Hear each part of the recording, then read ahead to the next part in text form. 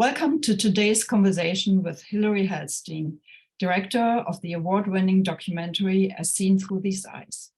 She has traveled the world collecting testimonies from Holocaust artist survivors, including Simon Wiesenthal, about art used as a form of resistance, mental escape, and healing.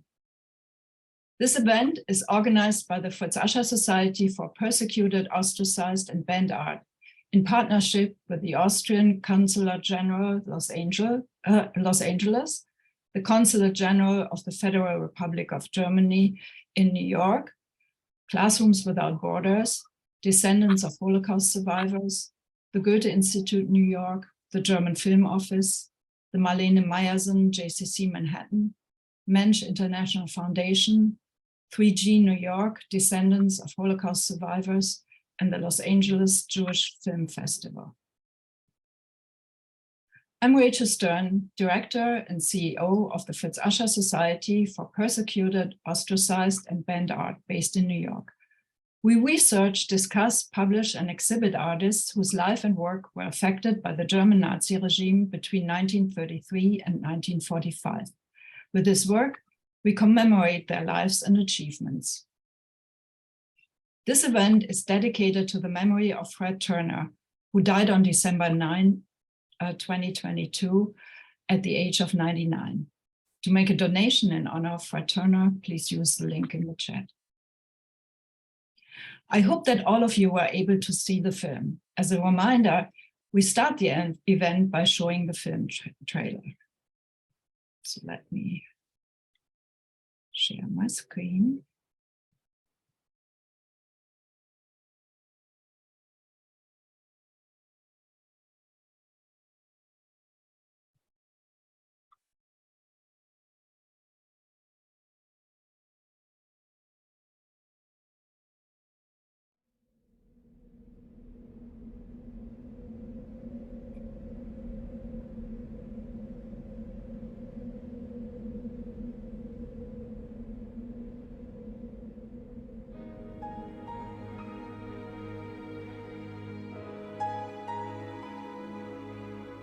The caged bird sings with a fearful trill.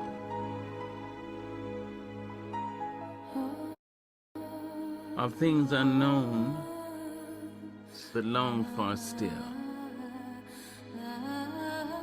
His tune is heard on the distant hill, for the caged bird sings of freedom.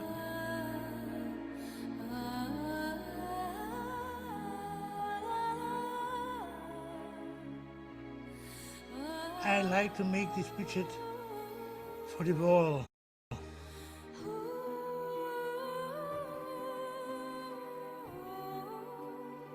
I have to do it without much question. I have to get rid of my memories. I have actually walked through that path and seen it with my own eyes. For these caged birds, art was their liberation song.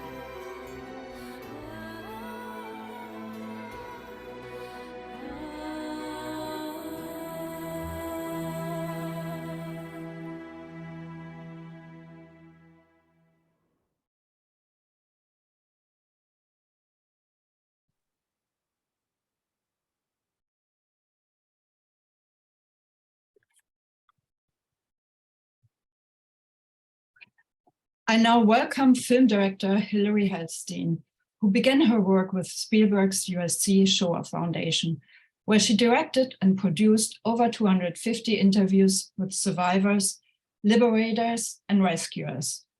Her commitment to teaching history initiated the 10-plus-year journey in creating the documentary As Seen Through These Eyes. The film has garnered multiple international awards, including Best Film at the prestigious Thessaloniki Documentary Festival in Greece, as well as in Warsaw, Argentina, Los Angeles, and others. It won the Director's Choice Gold Medal for Excellence, Award for Best Impact of Music in a Documentary at the Park City Film Music Festival. It was shown at the United Nations for their special Holocaust Remembrance program and subsequently screened at UN offices throughout the world. Hilary's passion for film led her to the position of executive director and CEO and co-founder of the Los Angeles Jewish Film Festival, now in its 16th year. Beyond film, Hilary has curated art exhibitions, including Samuel Beck, Between Worlds, for the Jewish Federation in Los Angeles, Memory and Meaning for the LA Museum of the Holocaust, and the most recent traveling exhibit, Art Survives, Expressions from the Holocaust, based on the artwork in As Seen Through These Eyes. Welcome, Hilary. Thank you, Rachel. I'm really honored to be here today. I also am honored that we're able to do this program and dedicate it to the memory of Fred Terna, who is a crucial part of our film and just an amazing, extraordinary human being who had given so much to his community and to everybody around him.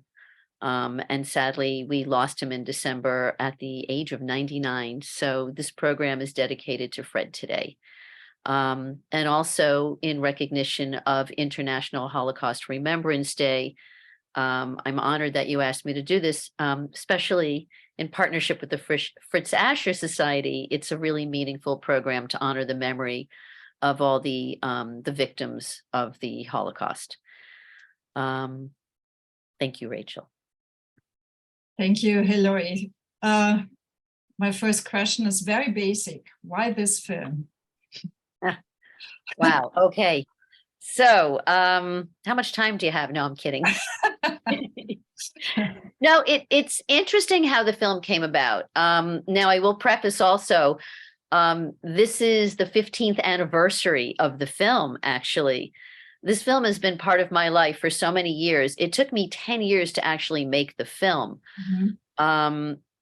The fascination for me was there was the two sides. So I grew up with artists and art and music, and that was a staple in my life. I grew up with original paintings on the wall. You know, there was no such thing as a poster.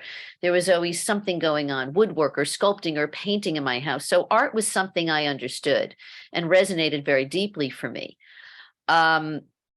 The Holocaust was something that didn't directly touch my family, but I grew up in a Jewish ghetto in New York called Great Neck. And I'm joking, but it was a Jewish community, and there was not, you know, it was kind of a hush around the Holocaust when I was growing up, but I knew that friends of mine had parents who had come from this time. And honestly, the big impact was when I was in middle school, the TV series Holocaust was on TV, and we were taking a class called Holocaust.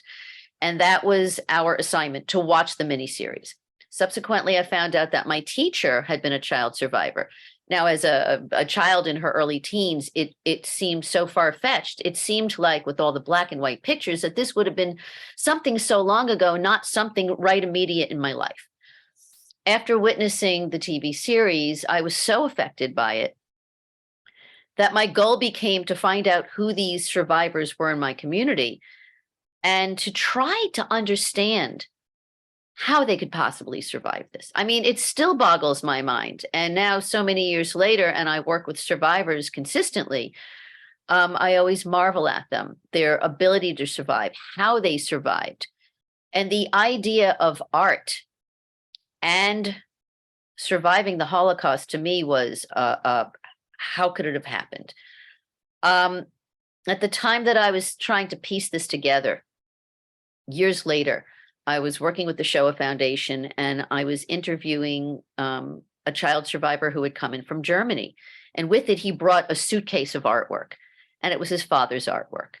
His father had already passed away, but the artwork had affected me so deeply.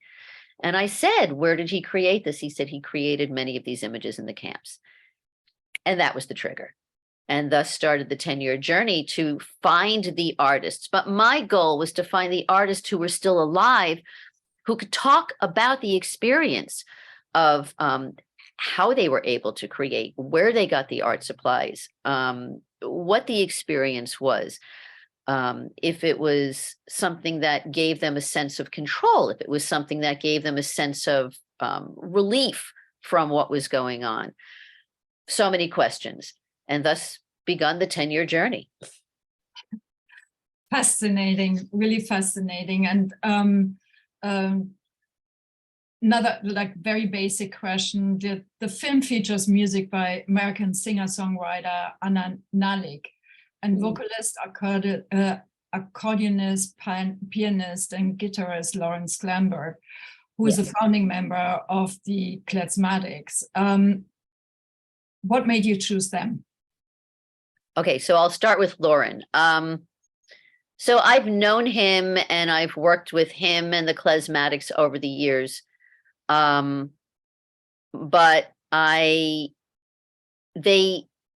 Lauren's thing was Yiddish music. He had worked at YIVO for a while as the head archivist, and that was his connection. And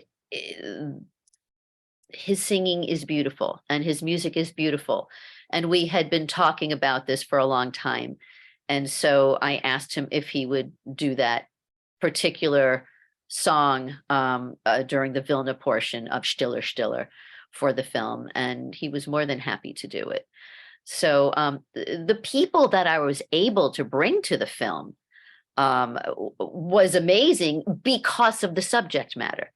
Mm-hmm. So, it's just something that drew people in, like Tony Kushner, who wrote the Broadway version of Brundibar, getting the permission to use the artwork from Maurice Sendak. These were just little things on the side.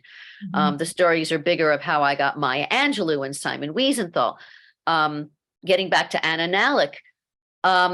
So that was through my the music, the person who produced my music, Spencer Proffer, is amazing.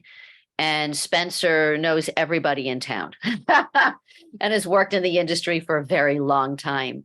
And he's amazing. And it was actually his wife, Judy, who wrote the lyrics to the song. She wrote it as a poem because the film had affected her so deeply.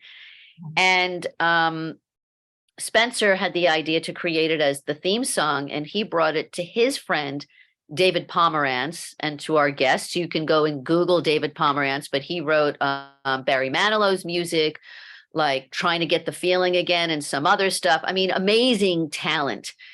And David put the music to Judy's words. And then Spencer went out to Anna, who he knew, and he said, "What do you think?" And she just fell in love with it and said, "I'm in."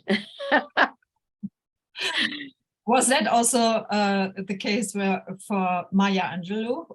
You kind of briefly touched on her, but she's the narrator of the film. And by the way, in the years following, it was documented here and there, and when she passed away, that the only Holocaust film she'd ever participated in was this one.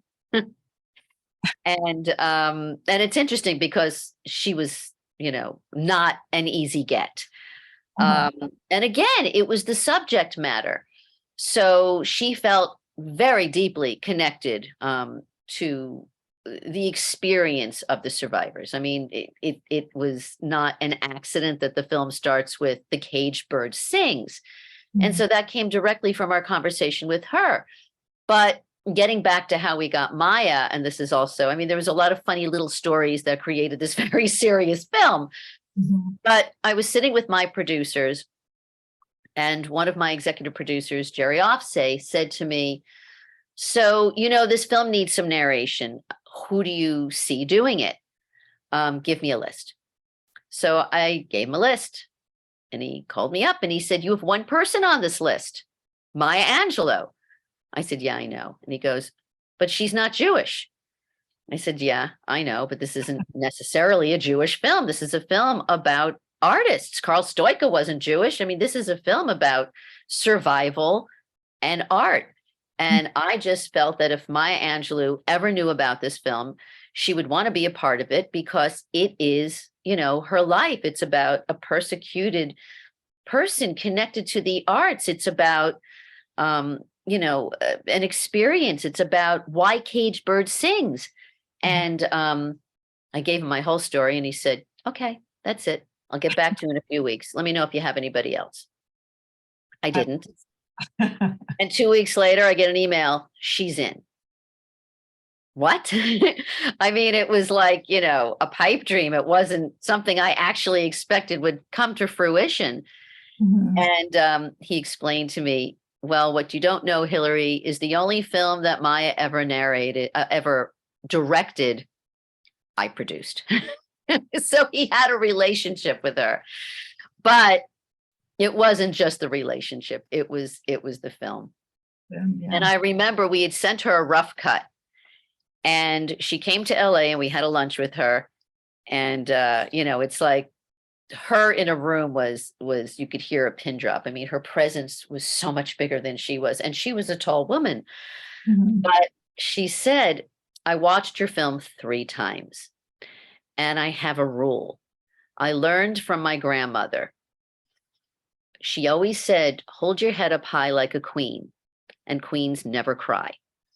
So she said, I have a rule that I would never cry, but if I cried, I would commit to something. So she said, I watched the film the first time. Oh no, she said, if I, okay, she said, okay, I'm messing my own story up, but it's been a long time. But she said, I cry, okay, if I don't cry, I made a vow to myself, I'm going to watch the film. And if I don't cry, okay, you'll get me. So she watched the film the first time and she cried through it and she couldn't understand what was going on. She watched the film the second time, she cried through it, she understood more, and she watched the film the third time and she said, I'm in. I messed up my own story, but the bottom line was it was the 3-time rule. And she committed. And so now the hard part was, who wants to write a narration for Maya Angelou? It wasn't me. I didn't want to put words into her mouth. Of course. That was a challenge because to me, she's like this, you know. Anyway, we worked on the script and she gave us, you know, permission to open the film with her poem. And we went to do the narration with her in North Carolina, where her home was. And when we got there, she was reading through the narration and spent a whole afternoon with her. And she was having a tough time getting through it. And finally, I took it from her and I said, Dr. Angelou, if you could just tell me in your own words what this film means to you. And it was amazing. She put her hands down on the table. She was sitting at this long dining table, put her hands down, put her head down, and just started to talk like she was in a trance. And it was the most amazing thing I had ever witnessed. And I quickly put on the recording on my camera. And we went back to the hotel room and I completely threw out the ending of the film we had written and put in what she said. And so when you see the film, or if you've seen the film, the whole last 5-minute montage is all her. And when we got into the sound room to record, she's reading through the script. She's reading and she stops and she's silent at the end and she goes, this sounds like something Dr. Angelou would write. And of course it was. But it was so profound. And her words, it's like, I can't even explain. It's like an amazing smorgasbord of things you would never think of. And the way that she puts thoughts together and puts sentences together and the emotion and feeling and description in it is just unmatched. Yeah. So I was very blessed and honored to have had the opportunity to work with her. So that was a real collaboration, more than her just, much more than her just reading your text. Oh, absolutely. I mean, we spent several days with her and we did the recording, I think 2 or 3 times. She was already in her 80s at that point, not that age had any bearing on it, but by the last time she did it, she just looked up at me and she said, "I'm done." She was completely emotionally spent. And it was, anyway, it was an amazing collaborative experience. And again, I feel so deeply blessed in my heart that I've had that experience with her and that I was able to share it through the film. Wonderful. Wonderful. Now you found very fascinating artists for your film, some well-known today, others not. Some as artists, others in very different fields. So I think a very prominent name is Simon Wiesenthal, but not really for his art, but for his work afterwards on the behalf of Holocaust survivors and so on. So how did he come? Did you pursue him as an artist, or how did he come into the picture? I absolutely pursued him as an artist. I don't remember where I first came across his art, but when I did, I knew that I had to include him in the film. And it was tough. It was really tough to get him. It was almost a year of pursuing him, but I absolutely wasn't going to give up. So the story is that I'd seen his art. I knew that I wanted to include it. His art was also used in the Nuremberg trials, the war crimes trials, as documentation. But he was trained as an artist and an architect, and he was an architect before the war. In fact, he had told me he wanted to be a fine artist, but he knew there was no money in it. So he went to architecture. And actually his ability, as we learn in the film, to draw saved him. But when I found out about it, I contacted his office in Vienna, and his secretary said, "Mr. Wiesenthal, he's not doing any interviews." I said, but I'm interested in his art. And she said, "He's not doing any interviews." And I said, "But I don't want to talk about his Nazi hunting. I want to talk about his art." I'm sure he wants to talk about his art. Nobody knows about his art. So I beat her down, and she finally said, "Okay, he's not taking any interviews now." But I said, "Okay, can I try back again?" And that's the way it went. A few weeks later, I called back again. "Hi, it's me again. I want to interview him." No. Again, he's not available now. By the third time I called, I got, "He's not available until April of whatever the year was." Yeah, we could see the picture. See, I finally did get him and his picture. So we, when I called back, she said, "He's not available till April." And I said, "Well, it just so happens to be that I'm going to be in Vienna at the end of April." I mean, I made it up on the spot. And so she said, "Okay, I will check Mr. Wiesenthal's schedule and I'll let you know what day to be here." And she contacted me back and said, "Be here April 24th. Great. Now I had a date. Then I contacted Karl Stoika, who I had heard gave no interviews and was very difficult. And I reached out to him and I said, "I'm a filmmaker doing this on Holocaust artists, and I'm meeting with Simon Wiesenthal on April 24th. And he wrote back and he said, "Be here April 25th. Then I booked a ticket, and then I bought a camera. And I went. Yeah, wonderful. So, but the question comes up right away. Where did he get he did all these artworks in the camps. So where did he get the material? Like, where did he get the pencils? Where did he get the paper? That was not something that he would naturally have, right?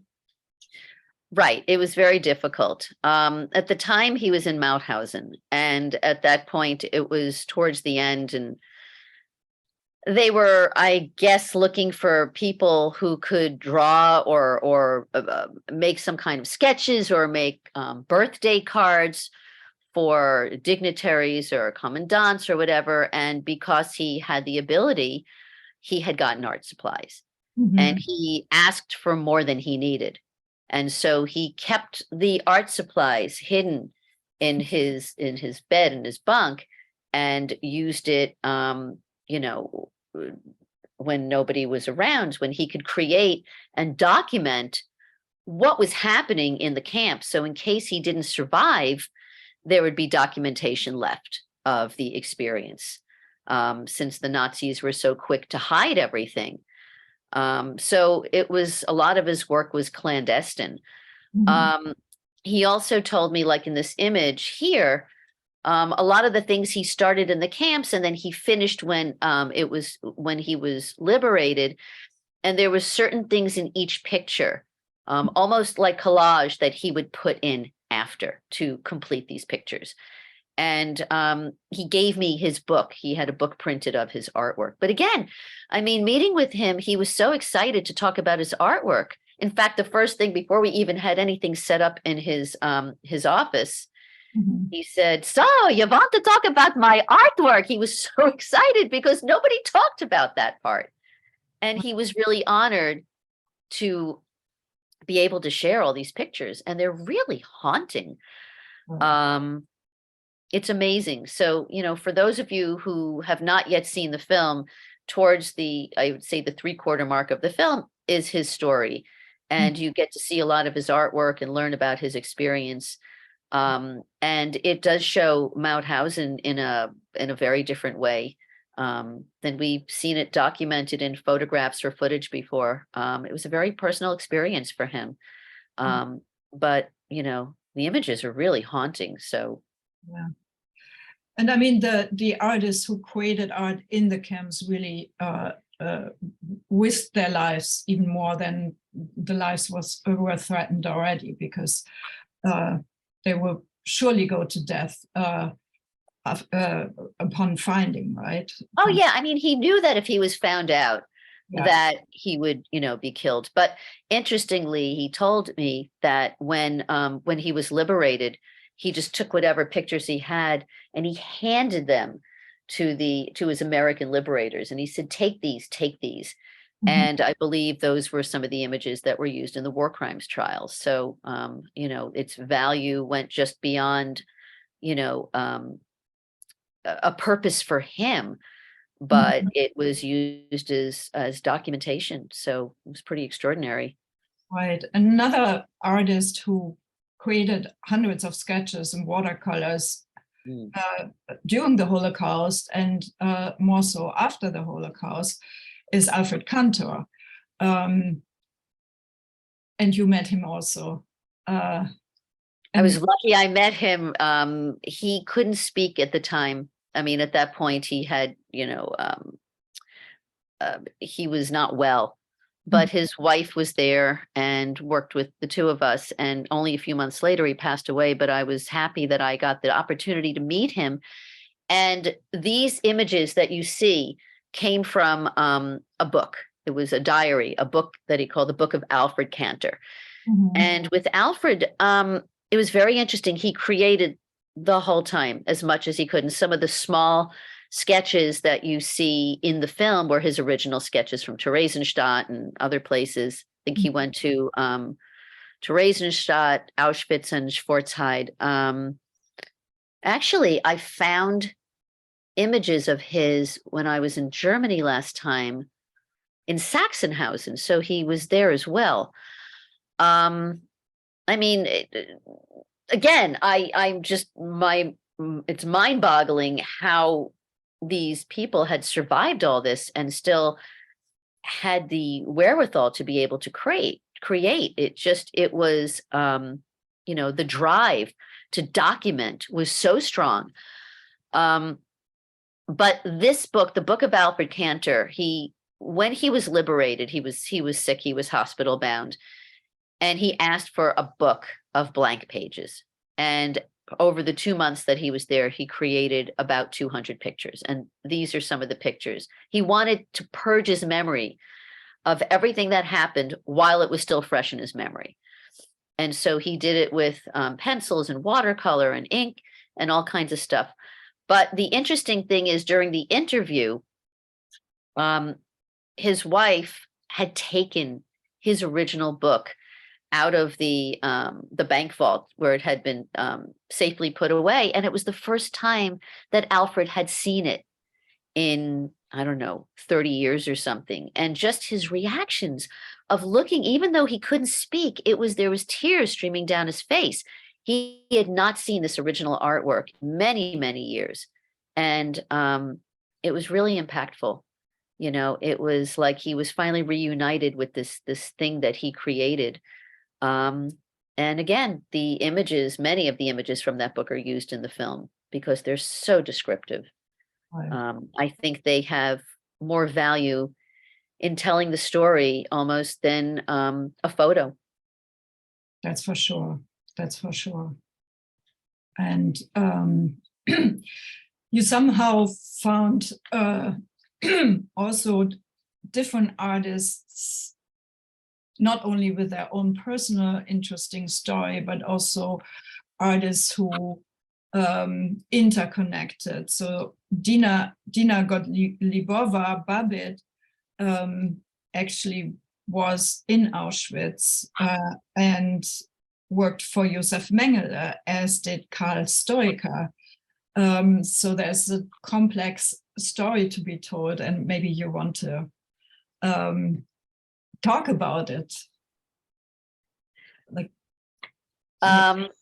okay, so Dina, I mean, they're both, interestingly, they knew of each other, which came out during the interview. With the film, a lot of the film came to fruition through listening to their interviews and connecting them. mhm. Dina and Karl did both work for Mengele in different capacities. Dina, as you see this picture here, the Snow White picture, in the film, she talks about Freddie Hirsch was the head of the children's barracks, the Czech children's barracks. They kept the children separate. And she was already 18 or so, and she wanted to, and she was an art student. And she had seen during the war, during the earlier part of the war, when she was still able to walk around freely, so to speak, she wasn't free. She had to wear her yellow star. But she said she would hide it or take it off and go in and see Snow White. It was her escape. And she had seen the film so many times, she committed what they look like to memory. So fast forward, she's now in Auschwitz, and Freddie Hirsch asked her to paint something to cheer up the children on the wall of the children's barrack. So this is what she created. And this is a recreation. In the film, you see another mural in there that barracks had been torn down. So the mural was gone, but she had committed it to memory. It was something that had a deep impact on her. And this is what it had looked like. The gypsy portrait that you see here, Céline was the gypsy's name with the blue scarf. Dina was forced to paint portraits of the gypsies and other things for Mengele. When he found out from the commandants that she was an artist and had been creating artwork, she was brought in to do these portraits, and it was terrifying for her. She never knew if she would go and never come back. She never knew if he would like her artwork or not, if it was descriptive enough. And ultimately, he wanted her to create documentation of what they look like with their features. So, I mean, he was, anyway, she had started to create this picture of Céline, who was this beautiful young gypsy woman who was sick at the time. And Dina had created this scarf on her, and she asked her to hang it down. She wanted to create her as the Madonna. And that was a little bit of her subversive way to get back at Mengele by saying, you want me to document. He felt that an artist could better capture their skin color than a photograph could at the time. And that was the purpose of documentation. So she tried to be subversive in her creation, and he came in and he pulled the scarf behind Celine's ear and he said, paint it like that. I want to see the ear. It's all about the ear. So unfortunately, she painted about she painted 12 images, 7 survived, but all the gypsies were gassed. And, it was a pretty unbelievable story. Yeah. And now we cut to Karl Stoika, whose style of artwork is absolutely completely different. You could see he definitely, through the film and this photograph, he was filled with life and art and color and a lot of pain too. He was very young when he had worked with Mengele, and following the war, he became an artist, very much in the German expressionist style, as you can see. And he created over 1,000 paintings of his experience, and sometimes many renditions of the same kind of image. This is a picture that he created post-war of his brothers and sisters, and himself. And I can't see very well, even with my glasses, but he's in there. You could see they all have the numbers on the arm. I think he's the one in the blue shirt. Yes. Yeah. And if you look at the top, you could even see the barbed wire. The way he's created the barbed wire in all his images are swastikas. Karl was extraordinary. Yeah. Yeah. So you also mentioned the amazing efforts in Theresienstadt to actually have children. Wait, this is going a little bit too fast here. To have children create art. And I don't think I have an image, but actually Yehuda Bar-Kon, I think, was one of, born 1929 in Ostrava, who's still painting today. He lives in Israel, and he said, I have to get rid of my memories. Yes. And he was one of the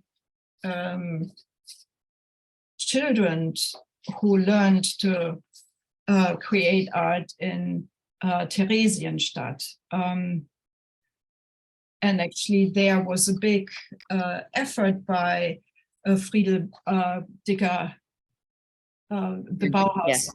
Yeah, the Bauhaus. Yeah. Wait, I just want to finish this. Another artist who's still alive is Samuel Bach. He's born 1933 in Vilna, had his first exhibition in the Vilna ghetto, actually, learned to paint there, and had a small art exhibition in the Vilna ghetto. It was one of the very few places that allowed this kind of cultural activity, and even wanted to occupy people with creative activities. Do you want to talk about? Well, yeah, I mean, I could talk about them. So there's themes running through the film, and then it's broken down by area. So the truth is all of the artists, with the exception of Simon Wiesenthal, and were children, so to speak. I mean, Dina, she was a young adult. She was about 20. But the rest of them were teenagers and younger, much younger. I mean, okay, so getting back before to Karl Stoika, Karl was 11. He wasn't an artist in the camp, but, it informed his life. And by the way, I just wanted to finish with that if you see at the end of the film, we put together an exhibition in LA and brought in Dina's work and brought in Karl's work and positioned them side by side. and brought them both in and did not tell the other one about the other one and introduced them. And although they had not met, they remembered each other. And they started to talk about, do you remember this gypsy? And did you know this one? And he said, yeah, I knew that mother and I knew that child. And so it was like an amazing connection for them. So again, I talked about how some of these paths of some of these artists crossed. Yehuda Backhoen, Fred Terna, even Ella Weisberger, Dina, Alfred Cantor, they were all in Theresienstadt. They didn't know each other that I know of. But they, years later they did, as they all went on the speaking circuit. But they all learned as children from these extraordinary adults like Friedel Dicker Brandeis, who in the film we talk about Friedel. Of course, Friedel was killed, but Willy Groag, who was in the film, worked with Friedel, and he was the one that took all the artwork from the children and saved it. So if anybody has seen or read the book, I've never saw another butterfly, the artwork of the children in Theresienstadt, most of the children were killed. I think 150 survived, including Ella and a few others. Yehuda. Ella learned from Friedel. There were 5,000 pieces of artwork that were saved by Willy Groag. And after the war, he gave them, I don't remember, but they ended up in Prague. And they're in the Prague Jewish Museum now. So, and that was because of him. And that's because Friedel saved it and gave it to him. Ella Weisberger's work was among there. Yehuda Backhoen learned artwork from Karel Fleischmann. Now we're talking about the adults who worked against the Nazis, like Bedřich Frita, Karel Fleischmann, who were absolutely documenting what was going on and put their lives at risk, and got punished for it when their artwork was found out. Fred Terna learned his artwork from Bedřich Frita, who was a distant cousin. Frita also said to him, don't do the work that I'm doing. If you get caught, they'll kill you. So Fred made sure to sign his artwork with this special signature that only he would know, so that it wouldn't be traced back to him. And we see a picture here of Fred, who we're dedicating this program to today, and some of his artwork, which he created after the war. But Fred talked about he couldn't get these images out of his head. And more profound, as he said, the ones where you don't see anything about the Holocaust, no fire, none of that, it's there even more, because he made a conscious effort to not include it in whatever painting he was creating. So, and I like the image that he painted by saying in the film, and I quote, painting these things is both catharsis and very, very dangerous. I don't paint these things easily because it means immersing oneself in feelings and memories that are far from positive. The camps, I compare them to music playing in me, and I have no control over it. And I've learned to play fiddle in my mind, and art is one of my fiddles. So meaning like and I think that's a very powerful image of, yes, the memories are there, and creating art being a way of dealing with the memories, whether the art is about the memories or about something else. Most of the time it is about the memories, I believe. Yeah, it's a way to cope with it. Fred told me some other very interesting stories. And for those who are on this webinar who knew Fred, you may have heard these stories. Some of them didn't make it into the film, regrettably, but one of the stories he told me about was how he was able to save his art. So he created a lot of little drawings and stuff. Some of them were in the film, but most of them were destroyed. And he said when he knew he was going to be deported, he had a little box of his drawings, and he had buried them into the floor under, I guess, a stone or somehow in the floor of the barracks. And when he left, he entrusted it to his girlfriend in the ghetto, and that was that. And she was subsequently deported, and so on and so forth. And the art was presumably lost forever. Years later, as an artist, as a speaker, he was contacted by Beit Theresienstadt in Israel, and they said, you know, we've gotten all this artwork from Theresienstadt, and we can't identify it. Maybe you can come here and help us identify some of these pieces so we can put it all together. And when he arrived, it was all spread out on a table, he told me, and he looked and he said, well, that one, and that one are mine. So he was reunited with his work, which was amazing. And those three, they were rough drawings, were used in the film. So, you know, the artists had a life after the war, and then the artwork from the perished artists carried on a life after the war. And it's very interesting. He also told me a couple of other things, that when he got to Auschwitz, there was no chance really to get any kind of supplies. You know, if you got a little scrap of paper off a cement bag, and a stub of a pencil or some little piece of charcoal, he could create something just to keep his mind going, just as an act of defiance, the same way he described when you're in front of a white rectangle, you're the boss. He said sometimes if you had nothing and you were out on a work detail, he would take a stick and just draw doodles in the sand to continue on that same act of defiance. Wow. So it was really amazing. He also talked about how they would scrape the black off the bottom of, the little pots that they would use to heat water, and a scribe made him India ink. So there was, many ways in which to be able to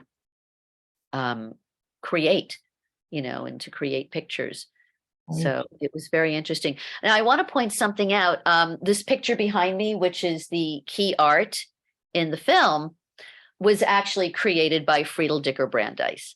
And it was part of one of the studies that she wanted to show the children. And Willie Gregg talks about how she wanted to make pictures of a picture of a child and show off the eyes. And this is her picture that survived, and it's gorgeous. Yeah, very true.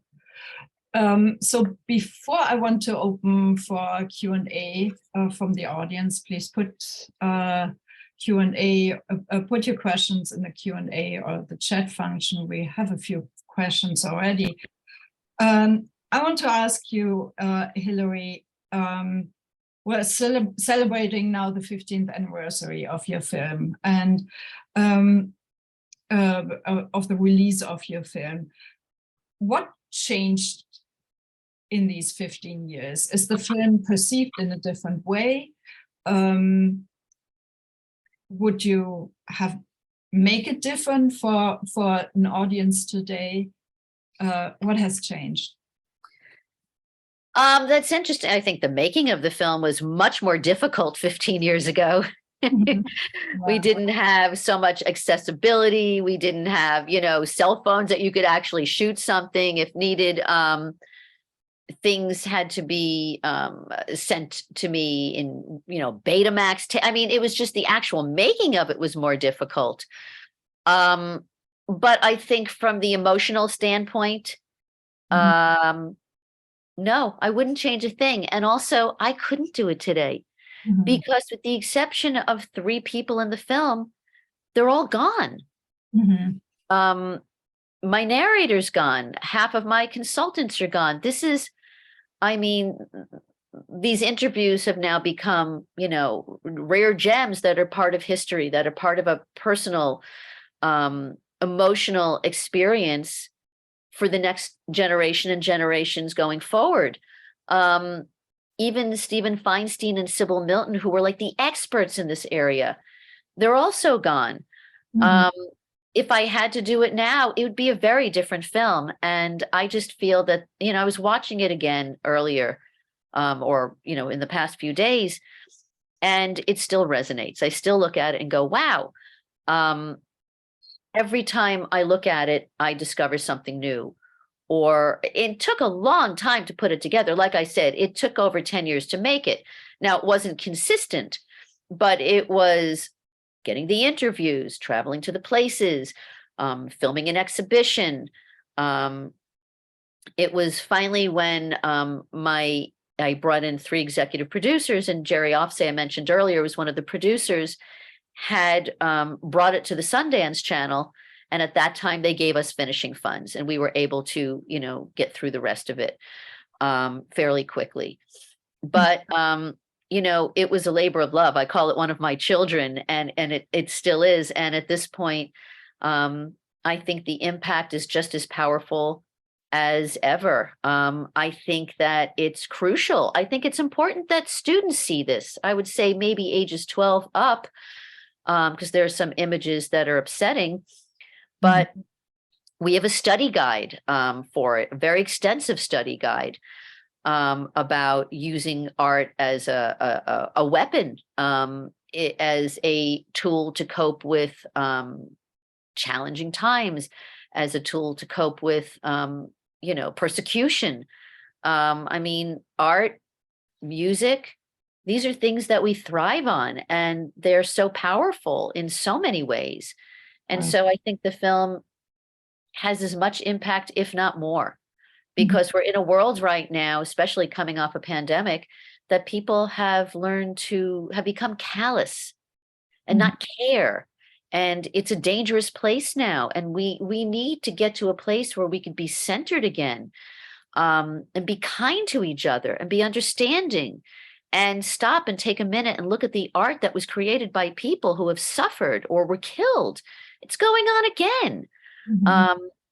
If it changes the minds of a few people, or has an impact on them emotionally to see things differently, or helps create more sensitive, emotional, caring leaders in our world, I think that's crucial. So, yeah, very, very true, very true. A lot of the questions are about the film, when one can see the film, and actually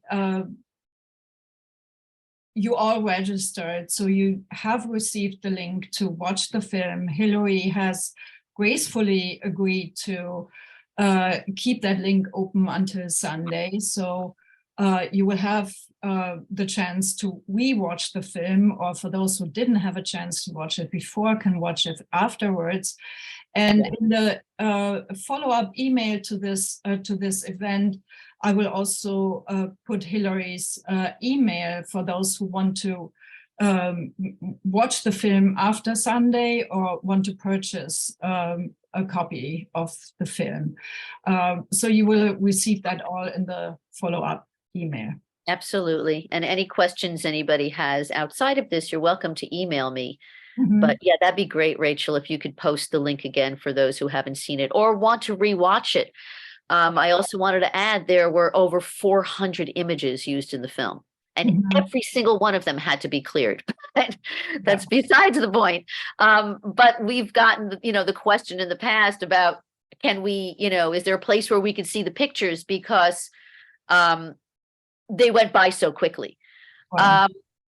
I do want to talk about another interesting story, and I know you want to get to some of the questions, but some of the things that came out of the film thereafter also was the story of Dina Babbitt. So her gypsy paintings were discovered in Poland after the war, and she had gotten a call from the officials over in Auschwitz saying, "We found these paintings, we think they're yours, will you come and, tell us?"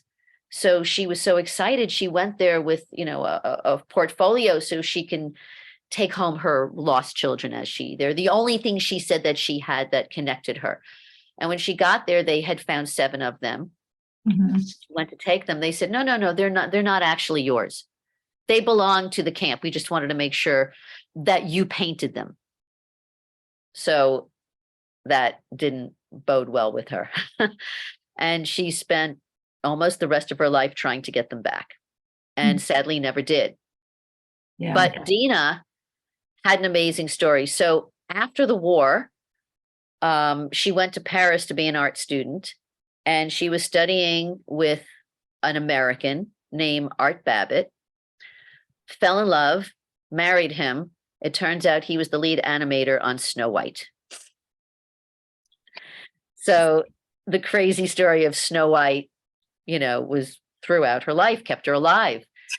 And she moved to Los Angeles, and she was working for the studios.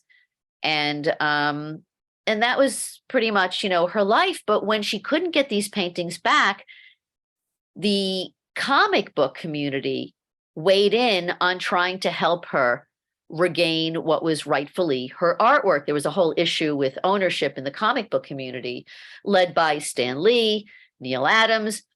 And so they put together a comic strip based on her story called Snow White in Auschwitz. And they got hundreds of people to sign the petition to get back her artwork. Sadly, she died before it was ever returned. But I have the panels, and I can post it. You can post them if you want, Rachel, or I can put them up on our Facebook page. But it's very interesting, and you can read her story there about Snow White in Auschwitz. Actually, to my knowledge, these drawings have not been returned to her family. They're still being held at the Holocaust, at the museum in Auschwitz, which I find really needs some public outcry and some intervention that's been changed. That the family receives that art. Well, it's interesting, when I went there to shoot the originals, I wanted to film the originals. They made me get a signed release from her. She flipped out. She said, of course, take them home with you. And as it turned out, at the time that I was there, they were opening up this brand new gypsy exhibition they've been working on for years. And they included it in the gypsy exhibition. It was really the only artwork they had that was representative. And I think that was part of it, is that they didn't want to give it back. But if I tell you, they were bolted behind double glass, you couldn't get at these things. It was just amazing. But it was a crazy experience. Yeah. So one question, Lynn is asking, of course, thank you for the beautiful film. Everybody's saying thank you. So that's kind of a given already. Can you talk about your work with Sybil Milton? Okay. Yeah. So Sybil Milton was a really interesting person. Lynn, you could write back to us if you knew her, or how you knew her. She was one of the art historians at the US Holocaust Memorial Museum. And I met her back in the 90s, and she was the one who introduced me to Karl Stoika. And she was just an expert on all this stuff. She was extraordinary. She just, you got to contact this one and this one and this one and this one, and just, went off. I think she passed away before the film was done, but I couldn't have made this film without her guidance. It was the same thing with Stephen Feinstein. He actually did get to see the film, but subsequently had passed away also very young, and we had dedicated the first showing of it on Sundance Channel to him. But thank you. So I'm just wondering, Rose is making this connection between the children in Theresienstadt, who were really by Friedel were encouraged to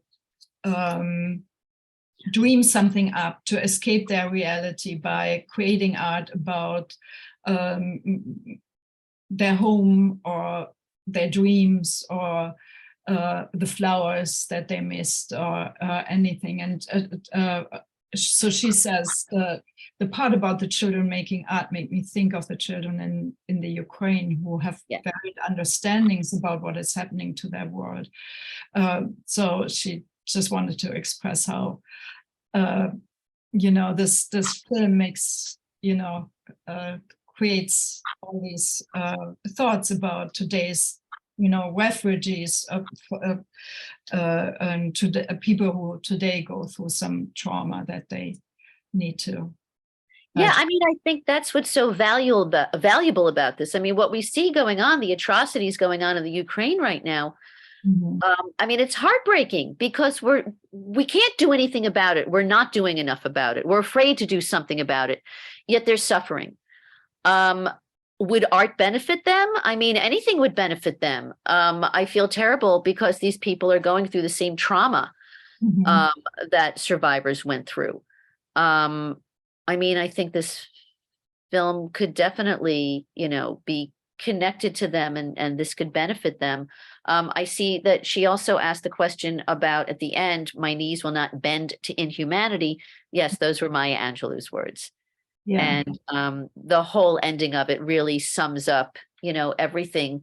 And that's why I say, what's going on in the world right now, we need to make changes. And yeah, very true.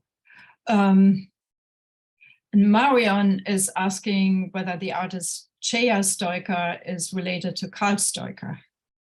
And actually, I can answer that question. I'm sorry, Hilary. Yes, they are sister and brother. They were a large family, and most of the children survived. I think one brother died, but yes, that's correct. But the other three, she was an artist. Yeah. And the other Stoic is Karl's children became musicians. Actually, I have another painting. So I have a traveling exhibition called Art Survives. And in it, I have one of the original Karl Stoica oil paintings. And it's his artwork was pretty amazing. The Stoica family was big. So we're going a little bit over time. I have one more question that Juliet is asking.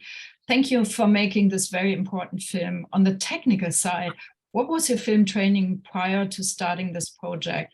What would you say is most important for a filmmaker to consider before stepping into traumatic subject matter? Do you know if your study guide mentioned has been used in working with the children from other conflicts, for example, the Ukrainian war? Okay, so she's got a few questions, Juliet. Okay, so first of all, on the technical side, I didn't have much training in that respect. I learned how to use a camera. I was working on some film sets. I had been working with the Shoah Foundation as an interviewer, so I was well aware of, interviewer camera style. But it was such an important subject to me that I had to tell it.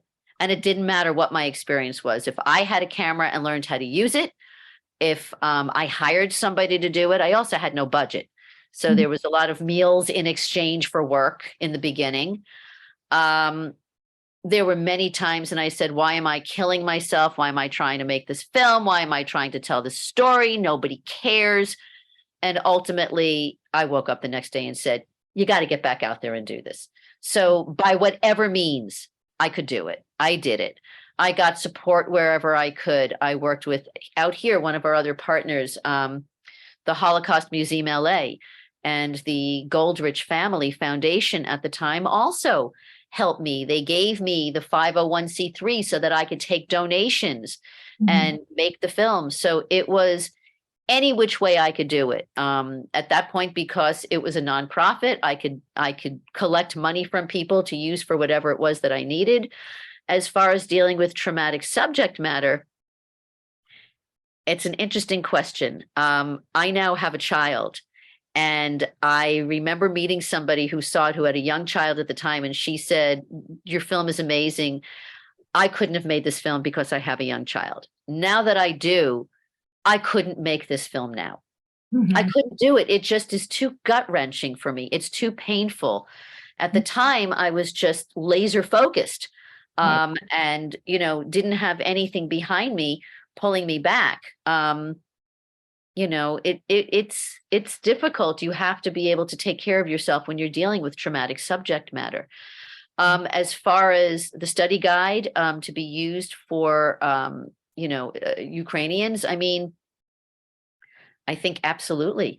A number of years ago, the US Holocaust Museum had a program, and they provided trunks to about 200 different high schools throughout the country. And included in it was this film and the study guide. So, it definitely, I will send Rachel the study guide that she can post as well, and also put it on our Facebook page if anybody's interested in looking through it. And if anybody is interested in bringing this film to their school or to their school district or to a library or a community center, please reach out to me and let me know. It does have an afterlife. There's also been, physical art programs that students have done as an adjunct, to the study guide and being able to create. I remember we brought in a high school in New York of a lot of at-risk youth. And these children had absolutely no connection, no knowledge of the Holocaust before they came in. And through the first part of the film, they had spilkas, they couldn't sit still. And then when Karl Stoika hit the screen, you could hear a pin drop. All of a sudden, they see a guy on the screen who looks a little bit more like they do. And then they wanted to know the story. And by the end, when we had a discussion, and there was like 200 kids there, a lot of them came forth with their own stories and how some of them escaped into music and how some of them wrote poetry and others created artwork because they were dealing with difficult family situations, or persecution for some reason, or racism. And it was really interesting to see the effect it had on them. So if anybody is interested in anything like that, or even bringing the film and the traveling art exhibition, which contains 45 images from the film, please, reach out to Rachel or myself and let me know. I'd be happy to work with you. Thank you so much. That's amazing. Holly is saying the artwork in your film and your interpretation of all the innuendos and connections really brings us into the hearts of these individuals. Thank you very much. And I want to second that. And whether the art was created as resistance, as mental escape, or as a means for survival, or eventually for healing, we're so very grateful that this art was and is being created. Simon Wiesenthal said, and I quote, "When we come to the other world and meet the millions of Jews who died in the camps and they ask us, 'What have you done?' I will say, 'I did not forget you,'" end quote. Thank you, Hilary, for your important work and for taking the time to speaking with me today in honor of UN's Holocaust Remembrance Day. Thank you so much. Take good care, everyone, and stay well. Thank you, Rachel. And thank you to everybody who came on today. Thank you. Thank you.